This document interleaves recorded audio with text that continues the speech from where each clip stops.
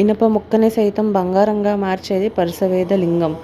దీన్ని మొదట్లోని స్పర్శవేది అనేవాళ్ళు ఈ లింగాన్ని. తర్వాత పరుసవేది లింగం అనే పేరు కింద మారిపోయిందనమాట. న్యాచురల్గా కనబడే ఆకుల్ని, కొన్ని వనమూలికల్ని కలిపి రసం చేసి దాని నుంచి బంగారం తయారు చేసే ప్రక్రియ మన తెలుగు కవి వేమన గారు జీవిత చరిత్రలోనే మనకు కనబడుతుంది కదండి. అదేవిధంగా ఈ పరుసవేది లింగం ఎక్కడి నుంచో తయారైందో తెలియదు కానీ, ఆ పరుసవేది లింగానికి ఇనుప ముక్కలని లేదని ఏదైనా లోహాలని తాకిచ్చినట్లయితే అది బంగారం కింద మారుతుందని శాస్త్రంలోని ఉంది. మొదట్లోనే ఆ శాస్త్రాన్ని కుహనా శాస్త్రం అనేవాళ్ళు, లేకపోతే కుహనా కళ అని కూడా అనేవాళ్ళు.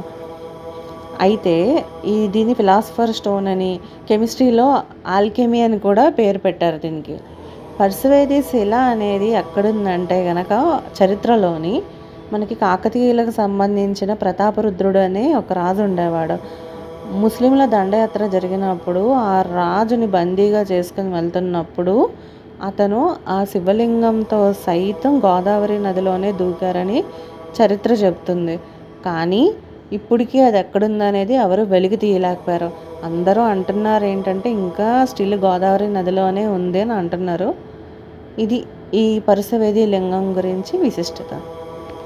కొంతమంది ఇలాంటి నిధి నిక్షేపాల గురించి పురాతనమైన గుడులను, విగ్రహాలని ధ్వంసం చేస్తూ ఉంటారండి.